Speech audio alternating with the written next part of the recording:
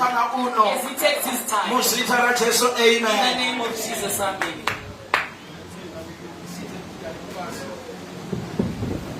Now we may be seated in the presence of God. Regarding the church, Mr. Mambo Jeso. Amen.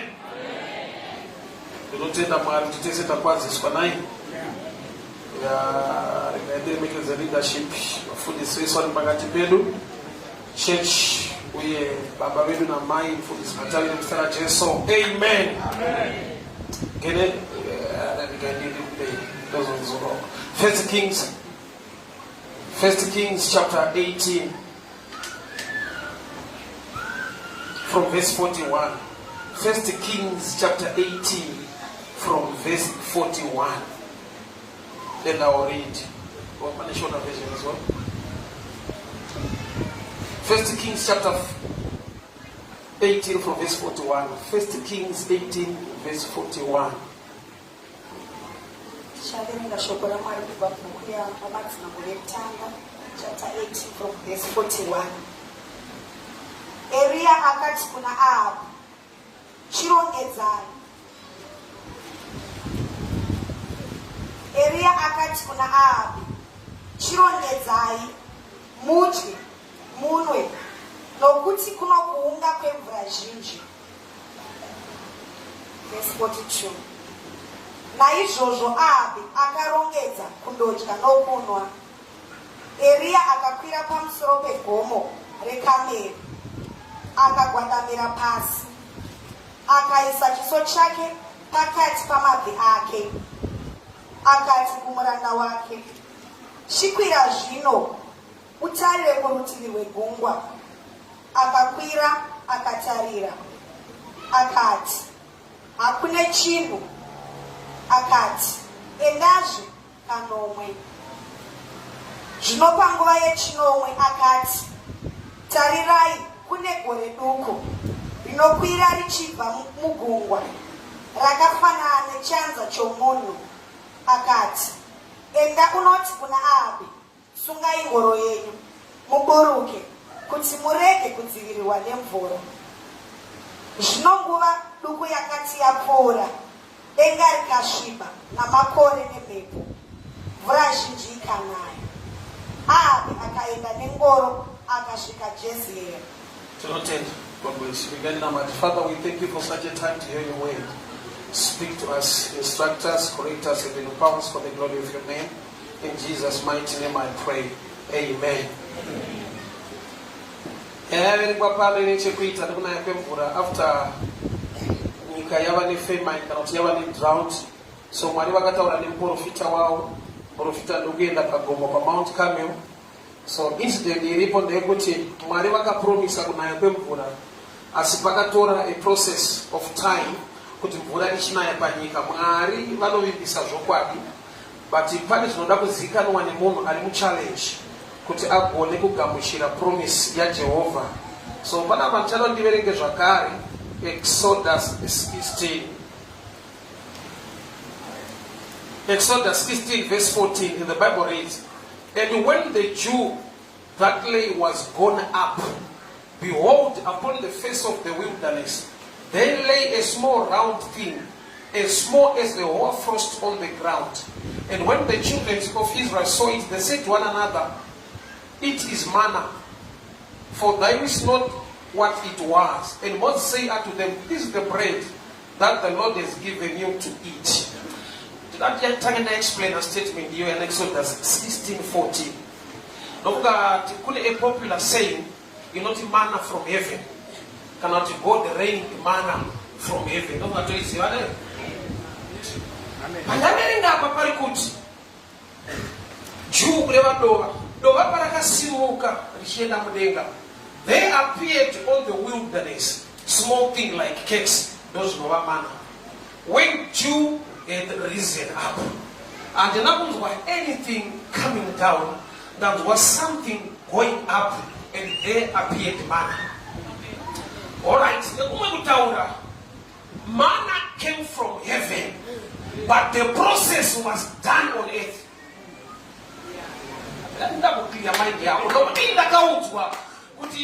Manna Mwari akanaisa chingwa wakatika mana. So the very picture of the child to Naya, Penaya mana, Naya Silver. No Pandazovili Kaputaiwa, process yacho, a Pandachaka from Denga, Padichaka and Denga, Mana on the ground. So she knows about the teaching manna from heaven, but the process done by it. If Papa Sabatica Shakanaka, Tinisha Taisira to Mariva Chaunza, and each of Padiva Chunza, but because the Sabatica show, I belong to Vachaunza. There is a process in it on earth kutuba techaka promise kwa ne heaven. Lana jipo zinoka kuna mwari ukasarora aziti iye mwari wachariko ukadza kanaka anobva kuna mwari ukasapfimba aumuwane iye achibva kuna mwari. Unotoyaona Mwari ndakanzwa kuti vanobva ikoko vanongokukwenya kuti enda unopfimba umanongo. Tine zvatakamirira kuti vachaita zviri muzvinhu zvakaitwa zvamiswa nekusaita kwedu. Kune zvinhu zviri muremu iri spiritual mucreation nezviri muremu yeformation. Man was created, later he was formed from dust. First famine drought iri muBible, Genesis 2 verse 5 inoti iyo Mwari havana kutendera mvura kunaya panyika nokuti kwanga kusina munhu unorima ivhu. There was no man to till the ground, so the heavens were shut. Nokuti hakuna munhu. Genesis 2. Yet man was created muna Genesis 1 26 27 and he was blessed. But so moreover that there was no man. Type ye munhu inoshanda mumunda yaita kuti denga riregere kurilisa mvura panyika nokuti kwashaikwa munhu kwete kuti kwashaikwa Mwari.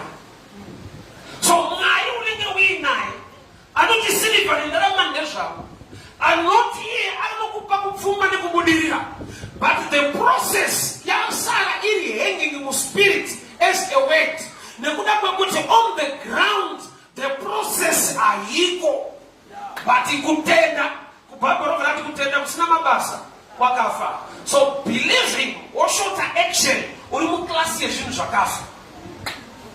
Amen. Iye kuti manna from heaven inyaya hombe kuti kasatsana muhono kuita picture kuti nomba Mwari ngaisa chingwa from heaven. From heaven ayirevo kuti zvaibva ikoko ndi Mwari avimbisa kuti akupa vanhu, but the process that the Jew went up and now something came down, which means manna was already there, covered by Jew, which means the blessings in your life but covered by ignorance of not knowing what to do.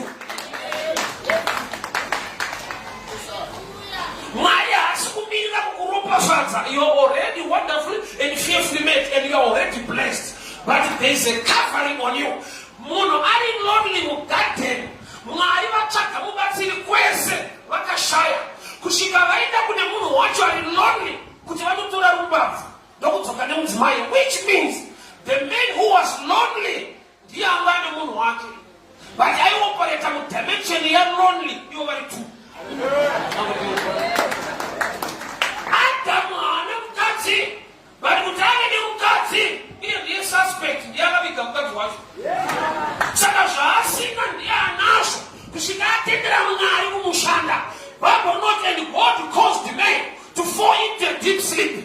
Vakavhura rutivi rwake and opened the flesh, which means the word must penetrate kubva pa-flesh thinking woenda pa-spiritual for God to bring out something, which means unazvo zvinhu zvako but unogona kufa usina chinhu. Grade 7, 1989. So mazuva edu one question yavaibvunza yatanyora content. Name any two countries in SADC region in the diamond. Waitokanyora Zimbabwe pamazuva edu waichekerwa. Mazuva ano vari kumakirwa. Hazvino kuti diamond rakauya izvezvi takatendera vasingazive kufanira kumakirwa. ende takavatendera kuti ngavatimakire mukusaziva kwavo. Diamond raiva zvakatora time to discover. Kwete kuti Mwari vakazorunza time. It was already there. But to discover was a process of time. Which means tanga tine zvinhu zvedu tisina chinhu.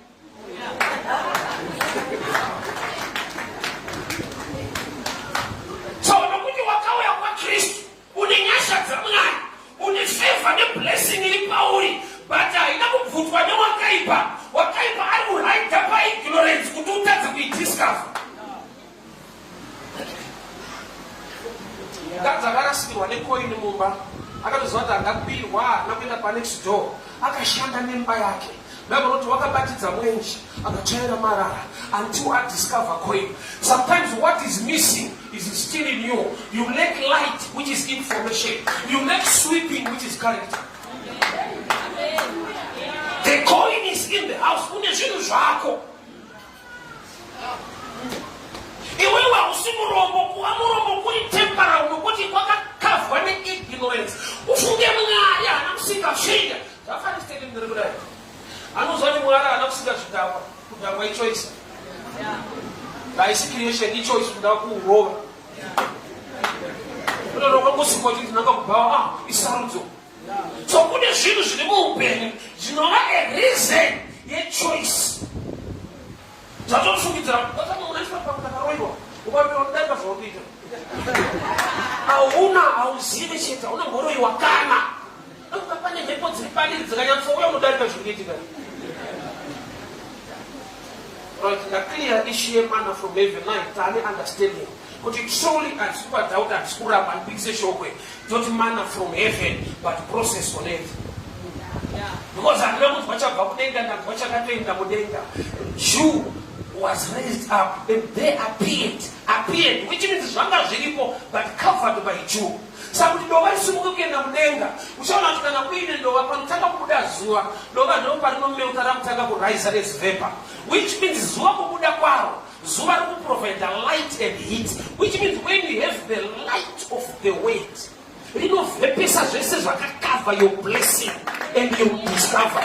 So pauri pane zvinhu but unogona kufa usina chinhu. Zvakuti wasvika mudenga unoshamisika so. Kune mwenhamo ine vanhu yekuti naMwari wacho paari surprise. Ndinotamudzika sei nezvandakamuitira nezvaainazvo. Israel yakanzi ichava nhapwa kuEgypt for 400 years. Mwari akataura naAbraham, vana vachava nhapwa for 400 years. And after 400 years they will come out. Ukaenda kuna Exodus 12 uchaona kuti vakazobuda 430 years. And Mwari harevi nhema. Where is the 30 coming from? 30 iri kubva paignorance yevanhu vaberekerwa elida anonzi Moses. Unoziva here kuti Moses asati aburitsa vanhu muEgypt, vanhu ndo vakaburitsa Moses. Vakatoti tokutengesa ole Mose aitiza hama dzake. Iye aberekerwa kuburitsa vanhu vakatanga kuburitsa iye. Saka extra 30 who fight a deliverance through ignorance. Mose akatotiza hama vaisapose kuburitsa ndovanga akutiza. Chikasangana naMwari kugomo ndovanatidzokera. Wadzingwa nevanhu vandoda kubatsira. So uchaona kuti pamwe pacho uchiti ndakamirira Mwari ndiwo wakatomisa Mwari. So apa Mwari vapromisa ndakuzoka kwedu. Mwari vapromisa ndoda kunaisa mvura panyika. Vaenda paMount Carmel inyari refu pane zvakaitika ipapo. But Elisha ndokubva ati tiri kunzwa kutirira kwemvura zhinji. Haana kuti tiri kunzwa, angati tiri kunzwa. There is a level iri prophetic, there is a level yematurity yekuti hauti nezvinodzwa nevamwe musame environment nevamwe. Vanga vari vese paMount Carmel. Haana kuti ndiri kunzwa, dai vainzwawo vese muri akaigona kuti ndinondanzwa. But there is a level yekuti zvinonzwa nevakura hazvinzwe futi nevadiki. But vari musame environment. Kukura kunoita kuti ugone kupika masikina unokunzwa zvinhu zvinotodza kunzwa nevanhu vari pedyo newe. Indakarerwa namai vangu kuti pamba vaitwa kwayaredzi ukaita musikanzwa waitariswa. Ende kutariswa ikoko imessage. Unotoziva kuti hakusi kutariswa ndikutodzidziswa kuti vachaenda. Unotariswa zvozvo kuti unotoziva kuti atumawana. Yeti wakatariswa wagara uchitariswa but kana waita musikana wakatariswa unotozoti message iyi iri zvainoreva, which means maturity inokupa kunzwa pasina kutaura. That's why Elisha aenda kubaba umwe mambo akuti kuroera mapfumo pasi. Mambo ndokubvarera mapfumo katatu ndokubvaregera zvikato chakuda katatu. But anakudzwa kunzi how many times akadziroera mapfumo pasi. Aroera katatu muprofita ndokubva atsama munotsamwe musina kumupa svika. Which means there is a level yekunzwa iri beyond the message. Ukakura utazozva Jeremiah kuti Mwari vakataura kamwe chete kunzwa kwakatuma. Unenyaya unonzwa Luke 17:11 Jesu akataura kuti vanhu vanopera mbudzi endai munozviratidza kwapristi, endai which means go. One ndokubva adzoka, adzoka hana kunzi kwawadzokerera ingati go, akanzi kwamwe ari kupi kwadii mabhoti kudii. Uziva here kuti vaenda vari correct, vari kuita zvavanzwa but vari wrong nokuti pane zvavaifanirwa kunzwa zvisina kutaura. Jesu atirwadziwa nevanhu vasina kudzoka, iye ati go. Saunoita wrong iwe uchinyatsonzwa. Why? Nokuti hausati wamature kunzwa dzimwe nyaya panyaya yataurwa. So ari paMount Carmel ane manzwiro ane chekuita nematurity, ane manzwiro ane chekuita nekukura nekuziva Mwari. Ari kuti I can hear abundance of rain. Mufema mvura yekuita kunzwa isiri kuoneka nekubatika inobohwa. Taona sometimes unozvifila so kuti blessed man, life yangu haifanirwa kudai but hazvichinje life because zviri muspiritual realm. Saka anzwa kutinda kwemvura zhinji abundance, ndopakati muranda wake go and look towards the sea. Mvura inonaya, it must fall down, rain must fall. Iye ndokubva atuma munhu kunotarisa kuota yakanaya kudhara. Connection yacho iri papi, munhu waMwari vari kunzwa kutinhira kwemvura pane kuti vatarisire kuti inouya manje manje pane change chaitika kumakore. Akati iwo handi munotarisa yakanaya kudhara. Samuranda aitumwa kuti munotarisa kudenga, munotarisa mvura yakanaya. Why? Indaitombowa nepfungwa yekuti mvura inobva kudenga, svika ndazoziva nekungoendawo kuchikoroso kuti inobva mudenga. Ukapinda mudenga uchaona kuti mvura haibve kudenga nokuti inogona kunaya, imi musiri kunaya muri pamusoro pemakore, inobva mumakore nayo. So there is a system inonzi water cycle inoita kuti mvura inaye. So that system ikaitwa cut, ikablokwa, hainaye. Saka pane chida kuitika ndechekuti enda unotarisa kumvura yakanaya. Nyika ine famine for 3 years. But Elisha ari kuti nyangwe tiri mudrought pane kune mvura somewhere. Ndopandakaona kuti nyangwe une problem, solution uinayo. Pane pairi somewhere kungoti hausi kuinzwisisa because yakanaya yaapa nyika inonzi water, iri kunaya inonzi rain, but zvine ukama zviri tu. Yauri kuda yakavimbiswa naMwari inonzi blessing. Chinoattracta blessing ndo yauinayo iridiwa naMwari.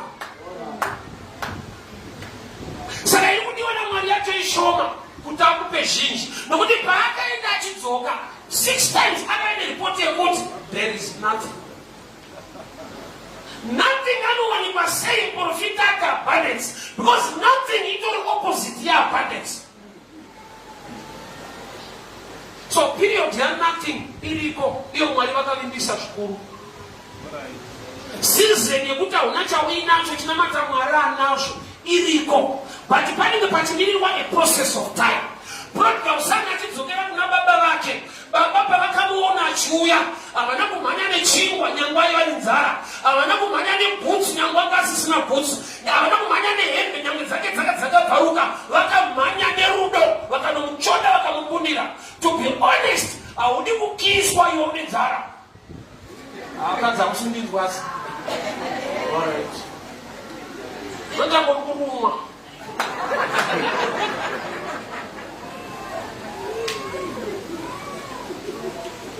Ukamishenzera kuti kiss must kill you there. Ndachikafa. So baba vakauya nelafu, vakamutsvoda vakamubudira, vakatanga kufamba. Baba vari kufamba naye vanazvo zvekumupa, but chavatanga nacho relationship nelafu kuti vagone kumbofamba naye. Why? Nokuti anofanirwa kudzoka mumba nokuti ari mweya wepanze. Saka mukatomupa zvinhu ari panze hachapinda mumba akutoita U-turn. ini ndiri mukomana so ndaiti ndikapfimba so musikana vasikana vanotsike kuti ukamuti yatisangane mutauni anotaura panzviyo titoonana kwauimba toonana chivenyu unoita sekunge kurenga akuite andisoti vasikana vatorugara nenzara cheta chii amangonditipawo nzara iyi ko iri nzara iyi andobva kubasina kuti vatisangana KFC vahenga vaite so ndaikuva nepfungwa yekuti ayo vanoda titoonane tisati taenda kuKFC ngatipedze mandiri undidawo because handifanira kutanga ndakupa zvekuti ukazoti just be my friend ndozoda recovery so baba uprodigal son pari kuona mwana achiuya havana kuti takura chingwani dzara takura ibhutsu nehembe tonomba mumba zvirimo but baba rozati ane mweya wepanze saka kusvika atenda kuti ndiri mwana wemumba anozviwanira mumba kurati pane distance inofambwa usina chinhu kusvika mwari vane proof yekuti unovada udaita zvauri kuda vakauya naye mumba vakazomupa zvavakamupa pane nyangu nebaba 6 times achimhanya achidzoka ane report iri negative and the Bible writes the prophet anga in position of prayer nokuti anzwa kuti mwari vari kunayisa mvura but apinda muprayer kwete kuti inaye but kuti awane revelation kuti pane chii chingade kuitwa papromisi iripo nokuti mwari vakakuvimbisa chinhu ukasaziva kuti unozvifambisa sei unotadza kuchibata iwo vakataura ende vasingarevi nhema so paakapinda prayer ndopaakazwa kuti usatarisire mudenga kana ndati ndiri kuunza mvura tarisa mvura yakanaya kuti is the cycle now starting for things to fall zvavimbiswa nezvekudenga but ari kutarisa zviri panyika so paakaenda achidzoka achiti kune munhu wamwari hakuna chinhu munhu wamwari ana kuti handichada prayer yacho mwari andinyepera 70 times ndoba akadzoka akati ndaona chinenge like a man's hand rising from the sea like a man's hand something small like a man's hand rising chiri kudiwa panapa it rain to fall but chiri kutangisa chinoita fall is something rising and it sounds like a man's hand which means a man's hand unlocks the promises of God. A man's hand ndoyamirirwa kuti ite something to rise towards heaven so that the heavens will open something towards earth. Ndaona chinenge chibhakera ipicture yekubata kupfumbata kuholda something. Haana kuona empowerment open hand. Akaona ruoko runobata. I'll bless the work of your hands. The work kubata kushanda, not just the hands but the work. So ukavani maoko pakashaika work, I want that blessing because it is the work of the hand, not the hand. Akazodza musoro wangu namafuta, mukombe unofashuka. The anointing is upon head. Head represents idea, knowledge, wisdom. Which means mwari vakazodza knowledge, wisdom pauri. The cup mukombe ndozva unobata kunoita overflow. Overflow haisi pamusoro. Musoro unotakura anointing. Overflow iri kuwork what you do. Mukombe represents a system that you are holding.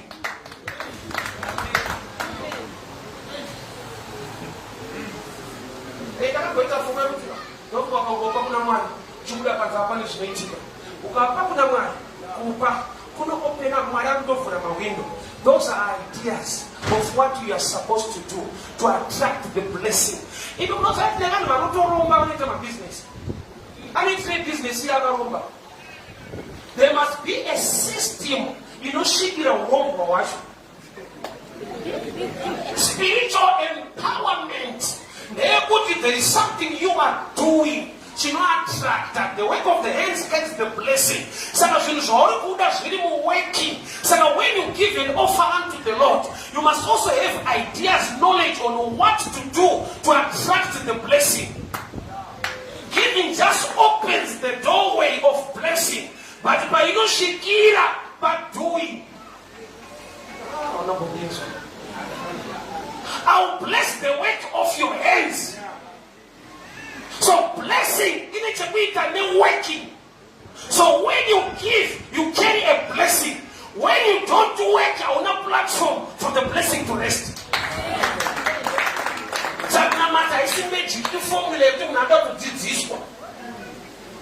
ndakaendesa wani but hapana zvikuitika. Hapana zvikuitika nokuti hapana zvauri kuita. But vakavimbisa kuti God will bless you. Ndo yaitwa paMount Carmel kuti mvura iri kunaya. Ndiri kutonzwa abundance. But haina kunaya, haina kunzwa. Even vakapinda prayer akanamata, haina kunaya. Kusvika muranda ati pane zvaakuitika kwete zviri kutaurwa. I've seen something rising like a man's hand towards the heavens. So your hands, no doorway, you go and look at the promise upon your life. And then akadzoka 6 times there was nothing. In order to make a life you had nothing, you win a money watch. Do you know what I'm saying? Even when you're in there, when you watch them with nothing to teach. In order to make a life, the one that measures, and she got those way I had them. Put out them, when you buy a while, I got nothing to Manari, you may night. When I got one short up around you, I report. Ashinakunaka is not good for a man to be alone. I would have you and you watch. Why don't you want to be fruitful, multiply? Even we now are in Shikawan Cut. Remember one way. Increase Yadam. In a chapita and a woman, and young wine. So Adam's got Adam, he was too slow. Do you know Adam and the Zagas America problem? They have to have Asina Kuna, we are party. Dear prophetic answer, which be fruitful multiply. Adam doesn't discover they have got 2 Genesis 3:15. When the punishment in the Mutuba to naive, I will increase pain in childbearing. No matter what, some to be a moon. Pensa, but I will gara. Usaziwa. I'm not going to Shakanam. They are not going to open Gateno. But the others of Furuka to Bamuzi, which I was running about Pono, and to Pona, I didn't know. He was too slow to catch up. Do you know, why am I going to shop about to Kuno, and I couldn't get up to see her? Zimbabwe village going on to guess, wait was the platinum so. We sat about for platinum and I might say. Why was it Bamba? She marked food or platinum. She had a pata on a museum of Batman was to do that. I'm telling 70, you got platinum. But I don't want to swear only platinum, which does a man do. Well, one part of the school, but you are not deeper in understanding with the surface. Who wait a io non so di mai una mata di anche una matfadivano non fu tirabuti sì you don't so that they are just deeper in understanding and doing things babora mara deep call it to deep abuna umwe mai una mata di anche una matfadivano uno yemura vai you but you must grow learn and mature in knowing and understanding shimai nezvo unofanira kunge uchiita kunokuvanike vanyanya vanenge vantaura zvemanisteriki rega ndiende kune imwe. Let me help you on this. Mind yemunhu amene corrupted this way. Chinhu chikachiitwa zita chetanga hachisi chikatozomudza kuti aiwa ndicho because ukabva pataurwa type inofarei ukati vanyanya ukaenda kumwe uko havashandise mazina ayo because vanokuziva vanoti partner but kana wakura ufanira kuziva muviyoni vanhu vamuchema vakoti mari vanokuti chema but vanakura unoziva istakura totoziva kuti hati manga chayakaziva kati mari mofuka kuti handioni nokuti makwati but kana wakura unoziva kuti hakuna kugwatire yusa hadiwe so hakuna kwaunoenda kusingataurwe izvozvo why because no standard yekunamata ndo zvinoitwa panzvimbo chitwaka unazati vanhu vakachechi vari kuvaka pekupindira kuti panopinda mwari because mwari anopinda vanhu indaidisika mugara wangu mugara wangu ari penyu taiti tikasadiridza ngadendiro afana aitirova tikadiridza angasingatitende tikadidzaro yarimikeda atende kuti kugona vanhu saka takasvika patakuti patite tiri kudiridza musingotitenda zvanzai vanhu kutendeka hatimuchatya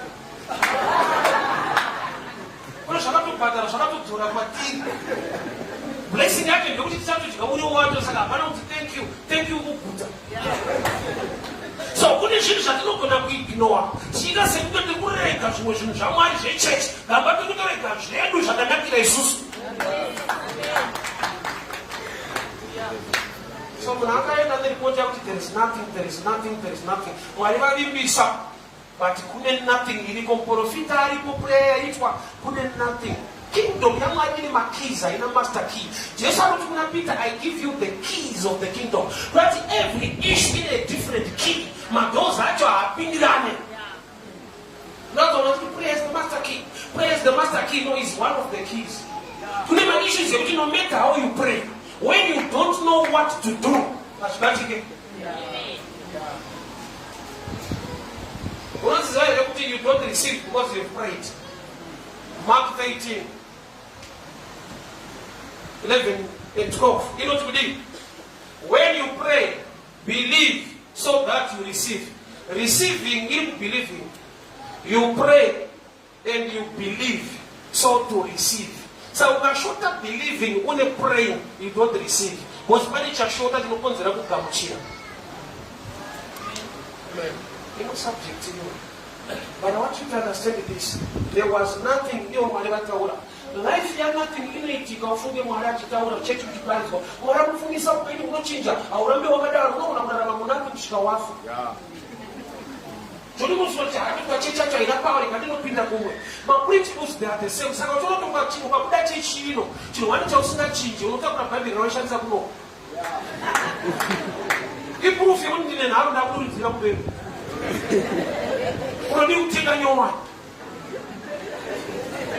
Why the principles are the same? I'm not going to say that you want to start to deal but you don't never say to what I say. So I took a name message, putting nothing. Life had nothing, no matter what I know, on an irigo, and they know to what say. Was me kind of say, not out of much. To my colleagues, and Marata, Comborese. This is something Maraka Kumaka. Anna. But it's not that it's going to rain. No, take on the chicken on the water, which means the Mono. Now you realize, Marco, where you will know there is water somewhere. Water actually something to not Chavimbiswa. Sakana Machano, Unayam Vura. Unenda mnoda sabuni mvura ya kanaya. Ya kanaya kanayaku raisa yaku shimuka. Roba anaya ne message. You have seen something small. Chinopa porofika kupiliva kuti small. You know attract abundance. Kuziwa kuti mngai ndiani itashukuru mnjani itashibiki. So no matter how small what you are supposed to do, do not look at the big or the greater that God is about to do. Itakalero wanapo kaenda kuzayoja. Saiti wanapo kana naita ma plates naita chani kwa chechi wano wanofora wanocha winacho. Chandoba advisor mwari anana matwa ne mali yako ne simba lako. Saka na usina maru sari kila pa chechi pacha hayi wake yateka yulipo. Maoni kitaishaka pa chechi. Every holiday taita kusakura taita nodiriza taita teke imba ya Jehova. Mara ipo but leba simba lako ni nalo. Saka we served God. Not because we had money, because we know, love and trust. But even with labor, I'm assuming when they simbarako. Nobody but only changing pay marriage Ireland, but in changing the one looking for Maruta Pinabasa. But you are to shy up to their power, their labor towards the things of God.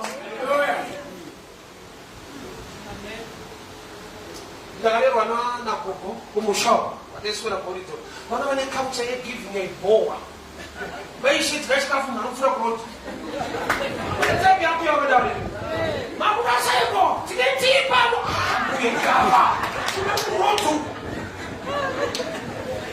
Giving up in a book, so I'm not going to see right here.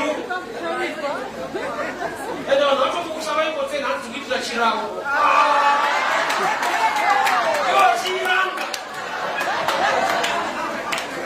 So ti non ci tu go bata bata, ma bata no atto ma bata bata. What am I saying? Mama mane kaucha. Sasa tunataka kula chichona wa chita. Sitanga pa mind mazo, sababu sina accommodation ni mapasta. Mafundi sio yangu pale tatu za yote na wewe for 1 or 2 weeks. Right now the especially kwa kwenu. izvitaiti kudai muspeya kufundisana nemutokurana mukitchen basi ndichikomplena chivozowo mufundisi kuona takuchenedzawo vanaiva but izvozvo zvakadyarwa nevakuru zvachitozvikowa. So I believe when people do good to me, it's not about me. Kune seeds yakadyarwa nevabereki vachishumira Mwari yakumanifesta mulife mavo. Zvapese vakuenda kumusha ndinotisvika ndichitovatenga kuti zvikuitwa naMwari muupenyu hwangu ndakazvistresa. Ndikaona kuti makatirera muenvironment yezvinhu zvamakashumira Mwari zvadzoka nekwatiri.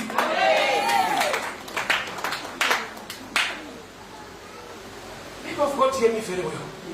Une zvinhu zvako pazvinoita kuti ufe usina chinhu, very possible.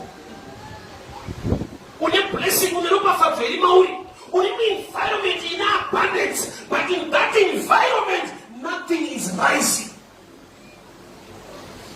Something small at your level. Iwo hatina kufanana zvatakaitire Mwari, takangofanana kuti tine zvatofanira kumitira. Kune chifeve Mark 14 chakazodza Jesu perfume. Zvimachena utenga perfume yobasa kwake. Hakuna profita baba. Ndiye kuzvimaketa muroto. Ndakanyanya kuona kuti zvekuitira uKristu ndakutoshanda nezvandinazvo. Ende Jesu akanobva atogamuchira wewe. Ana kumuvheka kuti yakatenga mari yekuti unoshanda kudinga. She broke the alabaster box. No vazodza Jesu. Jesu ndobva ataura statement very dangerous. Handikwese kuchaparidzwa pamberi. Mukadzi uyu ngaataurwe nezvake. Uri kushipe jealous God. Asingashiye glory nemunhu. But pane paakasvika palevel yekuzvininipisa kuti kana kwaakuparidzwa ukambomira zvangu mumburowa zveuyu. In the memory of her, not of me. Why? Because the level you're giving yake is very unique.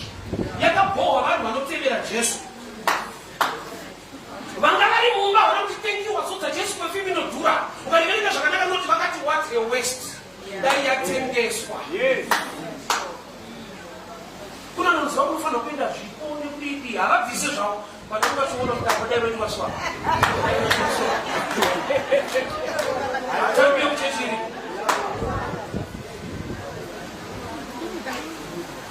Akaita chiri outstanding by revelation. Just anoti akumbira perfume.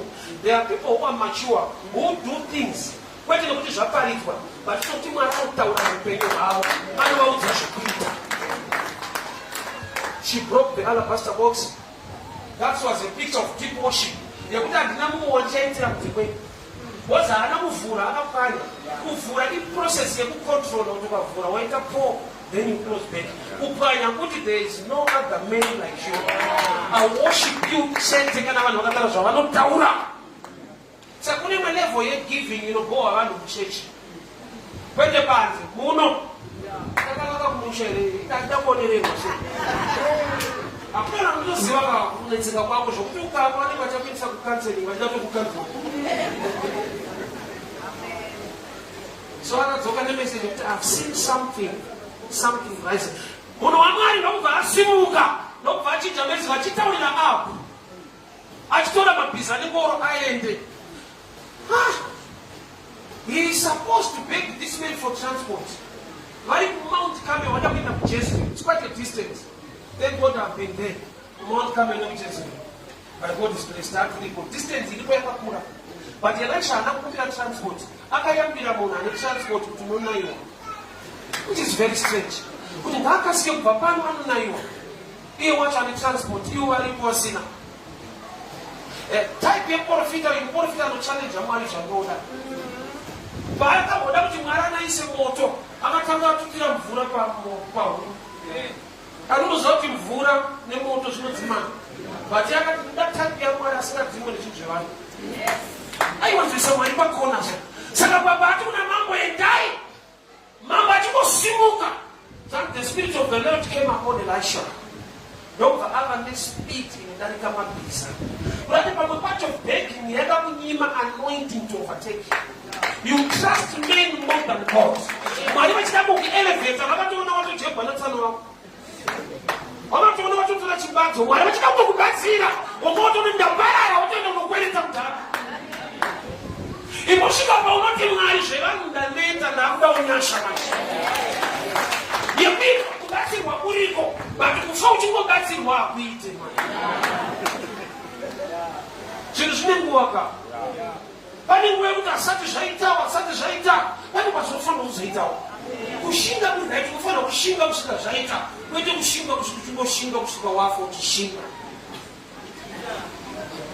I remember this joke, but it's a true story. Ndaigerwa mari kwaiti kuwadzana ukomana anogerwa aida profit but akasikese oinjigera sachairwadza sauchigera oioma musoroso saka ndakapedzera ndakuti aiwa zvikanzi aiwa shinga urikurumbira ndanozogerwa ndakutozoshinga ngoitawo zvinhu zvinoita kosa pane paunoshingiswa pasiri supposed kushinga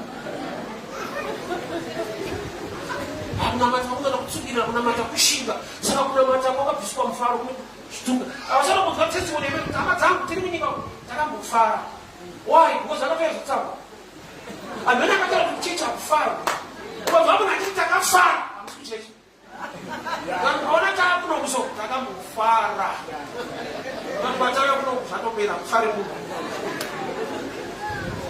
Paul nobva ati yejoy inokuramba ichiparidzwa ichidzokororwa rejoice, oh I said rejoice because munokanga nokufara chemachete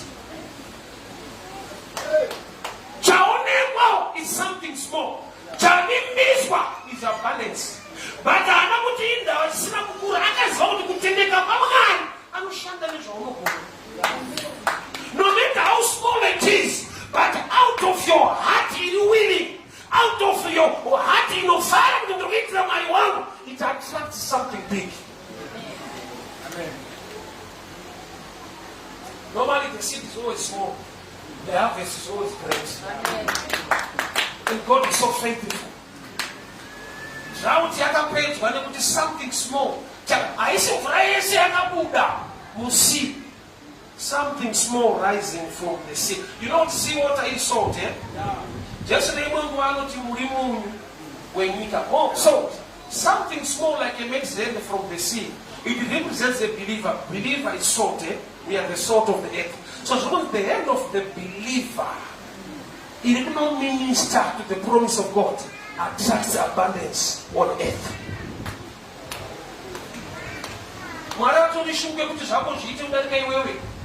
But the process, the system, the cycle, yakamiswa ni Mungu.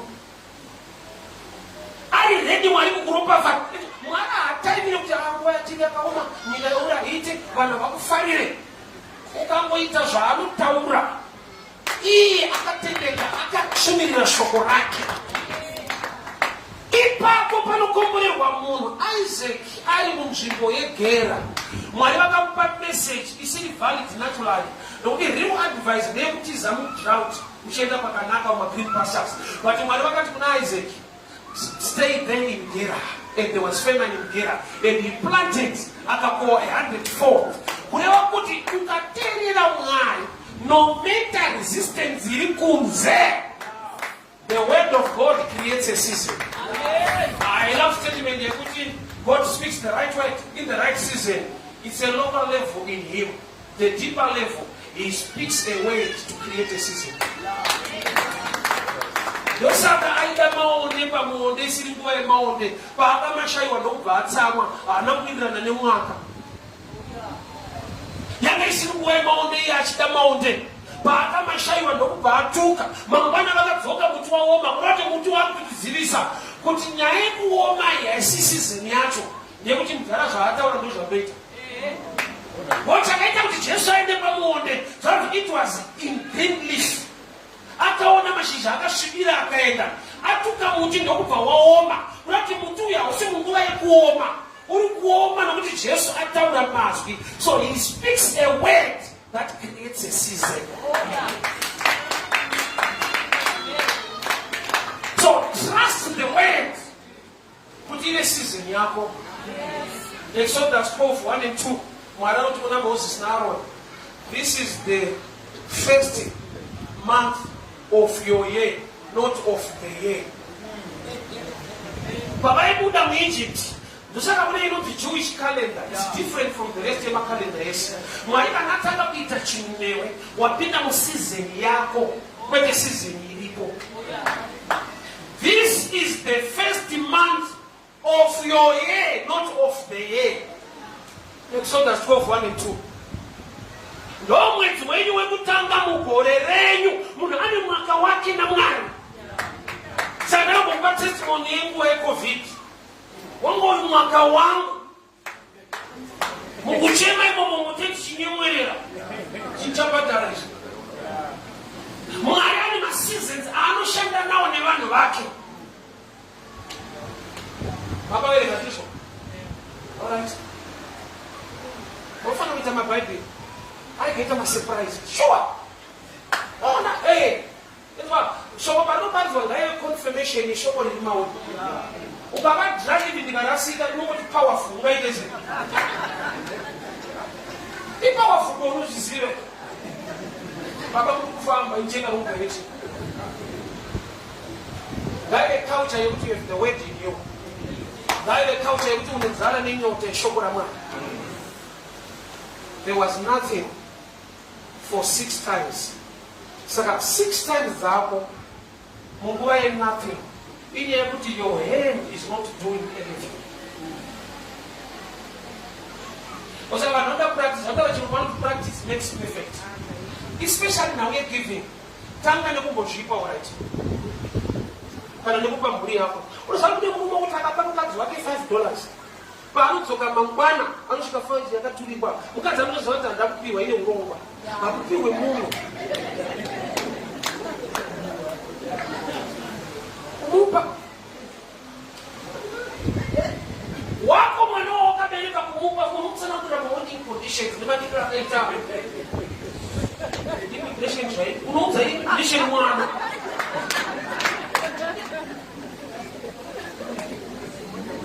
Culture hiyo ya isimamuri. Practice makes perfect. Start small. Atitangire pakakura. Do you know kuti kune vanhu vari kuita zvinhu zvokuti unofungidzwa kuti hakuna zvakadaro hazviitiki. Why? Because pane zvidiki zvacho you struggle kuti muzviite.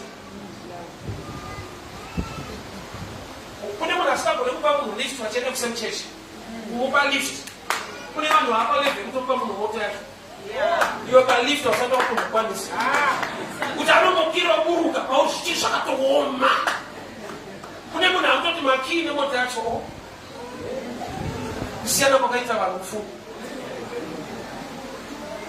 Kupa munhu chingwa unotorasa chikafu. Kune vakutengera vamwe vanhu kurosari vatorwa. Kusiyana kwevanhu. Kune zvaanoziva, kune zvaapa. Makungu akatumwa kunopa Elisha chingwa ari mubako. Haana kuchinjwa pakauya mamwe. Why? It was during the time of famine. Saka makungu Elisha aigara pane chitubu chemvura. So makungu akateera giving ndo akaratidzwa kune mvura.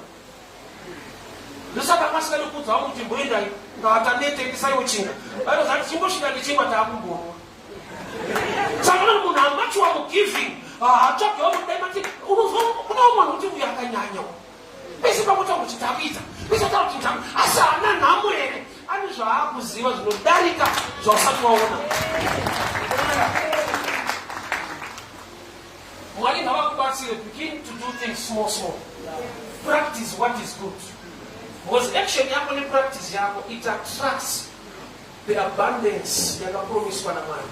Hakuna munhu wemanga.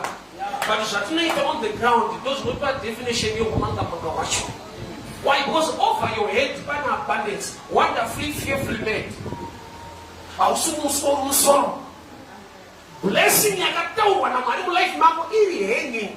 Kusvika the hand yako yaita rise to bring down what is hanging.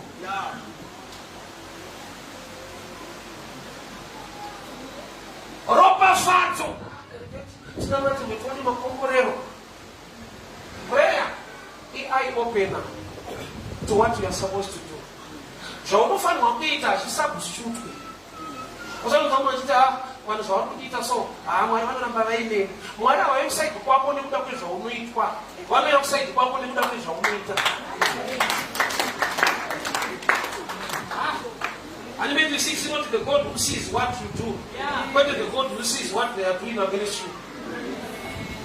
Kumugirwa kwakwa isinyaya, but kumukao kwako mukitira mwari, donyaya. Hallelujah. Moses aita akasumudza chimbo Israeli yaikunda, akadzikisa pasi vaikundwa. Vari kukundwa vane mapfumo, but chaidetermine victory harisi pfumo ichimbo. Isinei neattack enemy, which means what you do to God. Zvinokupa victory in what you do on the ground. Victory yako yakavigwa muworship, mukuraise faith nekutenda nekuitira Mwari.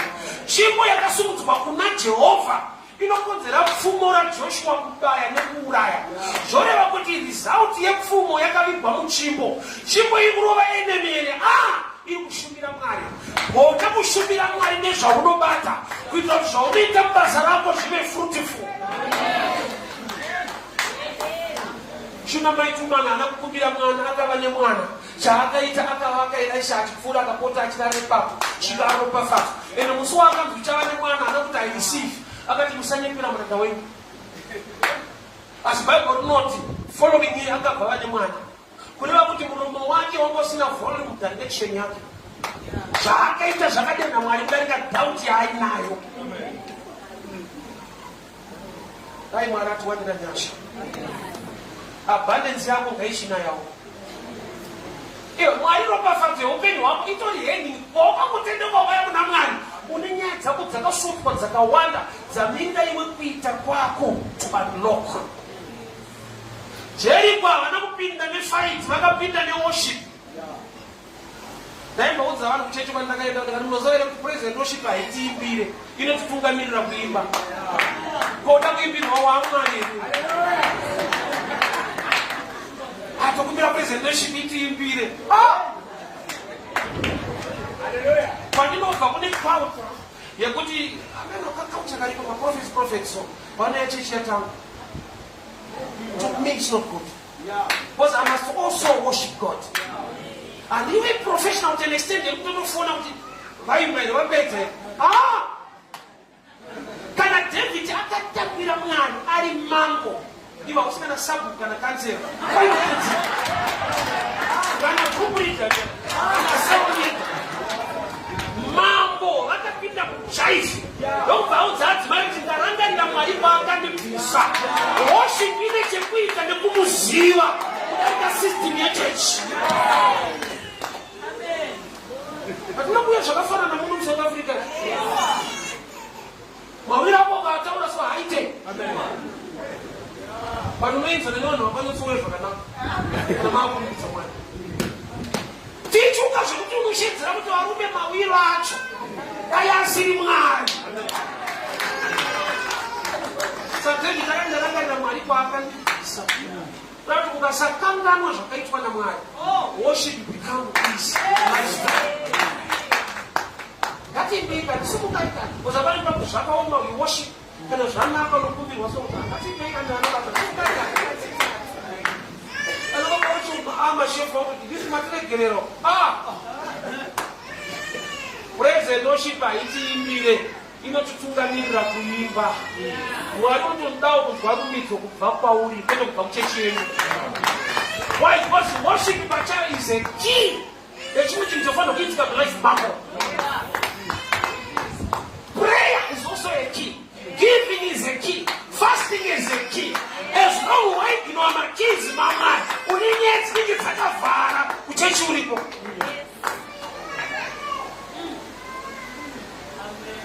So subject here, imagine the hand of man rising. The devil fights it, Aide. Unoziva. Pane breakthrough yako anogara akapatsika. Pane ropafadzo yako anogara. Moses ndakamubira chinhu one. Moses akarwiswa. Akamuona vanhu vachirovana akabatsira. Akazoti tokutengesa akatiza. Kwaatizira kwacho akasvokogara madzino. Ndokuona vanasikana vaJethro vachera mvura. Vakatanga kurwiswa futi nevamofudzi vemakwai. Ndokubva apindira futi. Anenge ahambu. Zvawadzingirwawo ndezvokupindira faiti dzevanhu. Wauya kuno wakupindira futi yevanhu. Vachaona kuti you must keep on doing good. Nokuti Moses pafaiti yekupedzisira yaakabata. Vanasikana vakanoudza baba vavo kuti kune atibatsirawo nokuroora kwakaita Mozisi akaroora nekupindira faiti haana kubvisa pfuma akangopindira faiti yeroora iwo nepolisi wane yemumwe aida mpindwe sometimes yemumwe ndeyako kungoti hausogona kuinterpreta musha nhamo ine mumwe munhu ibreakthrough yako kana wagona kushanda nayo along these lines. Practice something small unlocks the abundance. Una abundance yakakumirira something small, very small. To be going to the street and preaching chinhu is why if you usina mari yekusanzi kuti ndaifamba netsoka kutomira parodhi weti Jesu akanaka. After that surprise bar a car came pastreet kwete kuchechi. After preaching uri kufamba sei kuenda kukombe aiwa ndinotenga mota kuseri kunge madomasi unoita ngomusungunzwa muri kutenga mota nokukwira mota vanzaiwa ndatokutengira mota goeta. Preaching on the street is something small, but faithful God can release something big. Testimony pandakatanga kuitaura sokuroti pakazara vanhu vaiparidza vanaruka mota dzava dzichauya usaparima kuti uri kwatonyoka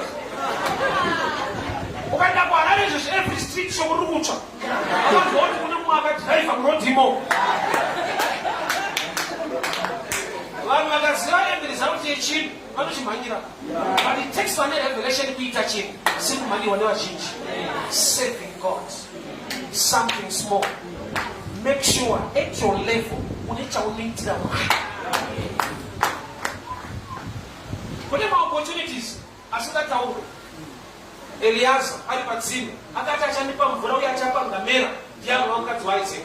Haana kupinda mulokesheni ashedzera kuti panororwa munhu panapa ngamonipa mvura chete. It was quiet. Rebecca akapika signal in the spirit. When you are prayerful, there are things Mwari zvaanobudisa in your mind, in your spirit to do.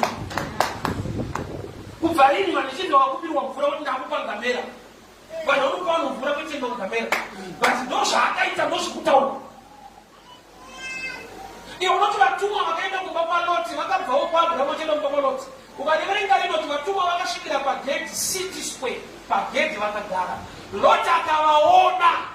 Genesis 18:19. Loti akavaona akanoti kana ndawanirwa nyasha uyai kumba mudye muzorore muende mangwana. Vanhu vamumba vadya ndoko vakamupa secret iripo kuti kuchandaya moto dzangu kunotsva munhu.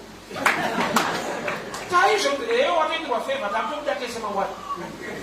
But havana kuya muSodhomu vachiti kunotsva munhu tipende kugara paiwo dzimba idzi kunotsva munhu. Sometimes God is quiet, but mukunyarara kwake kune vari spiritual vanopika discipline. Akatoita nekukumbira kuti kana ndaonera nyasha uyai kumba kwangu. The same character mene baba nasekuru akaAbhurahama. You must learn from elders. Abraham ndo zvavakaita. Vatumwa vaidarika Abraham akatopfugama kutsoka dzake kana ndaonera nyasha uyai kumba kwangu mudye. Iwe kudyirwa dzitori nyasha. Vhesi iyoyi inofanira kuramba iri vhesi because fair chaichai kudyirwa. Unoti kana ndaonera nyasha uyai kudya kumba uku. Kudyirwa kwako. Kana ndaonera nyasha uyai mudye. Iwe unoshedzera kuti hatipo. Munhu ngaaite chinhu chake. Mumwe anoona iyi opportunity. Mwari ngakupemise mweya. Mamwe maopportunities anouya semaproblems, seburden. Ndino kuti vanhu vakasaita Mwari unomutsa matombo. Statement iyo ndakaexperience mulife. Pandakaita michato inini kune munhu akandichatisa ari kuisland wana ndisingazive. Velopa vaingotsana vari kuita noise murodho. Ndichotsvaga muchato wangu iye pakandiona ngati ndokusiya wachato. A stranger anogona kushandiswa naMwari malocals. Jesu pazvipo zvaakapiwa haana kupiwa nevanhu velocal. Mawise men from the east vakati taona nyeredzi yake tiri munyika mwedu tikauya. Which is malocal vanga vakangobata statement yaMaria kuti munhu yemweya vasati tapiwa zvipo nemweya. Asi vharo kumona mudiki mweya. But kune mawise men akavaine magifts kuna Jesu kubva kune imwe nyika. Led by a star Kune vanhu vanoita giving yavari led spiritually. Kwete kuudzwa nemunhu. They were led by the star. May God lead you to do something. I want us to pray. My prayer is that God show me what to do. And I want to know what to do. Ati ndikuudze kuti akaita abundance zviombe pamisa equation pamunhu see ndoine nyaya kwete heaven. Heaven is ready to release, but something small must rise. Hatiwani zvakafanana tinonamata Mwari akatendeka anoziva zvinoitwa nemwoyo neshungu dzemunhu ende harambe akanyarara. So I want us to pray. Your prayer and my prayer, God show me what to do. Father, we thank you for your word. We thank you for your grace. We thank you for your favor. Lord, show me what to do. Lord, show me what to do. Ini memori yangu ndiudze zvatikaite. Ini memori yangu ndiratidze zvatikaite muimba yenyu pabasa renyu. Show me what to do. Ndiratidzei Mwari wangu. Chinofanirwa kurise chichienda kubasa renyu muimba yenyu. Show me what to do. Show me what to do. Show me what to do. Show me what to do, Lord.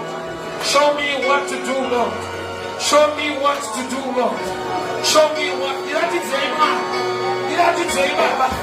Nautiri mupenyu wangu inofanirwa kupera.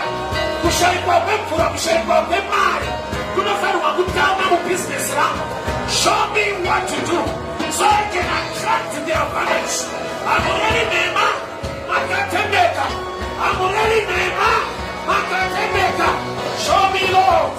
Show me, Lord. Show me, Lord. Show me, Lord, what to do. Show me, Lord, what to do. Show me, Lord, what to do. Show me, Lord, what to do.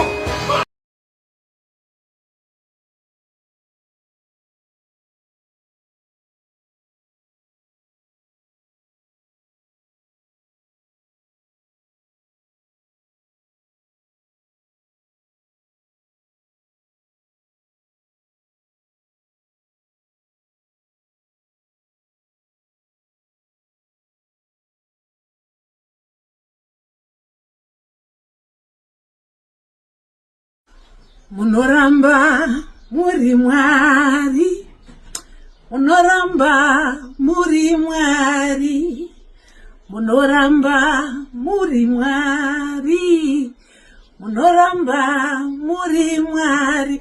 Hi good people, makadi zvenyu zita ndonzi Dorcas Moyo. Musi wa 12 October vanenguva dza 2 p.m. ndine ndirimo mu-UK. Everything is set. Tatongomirira date.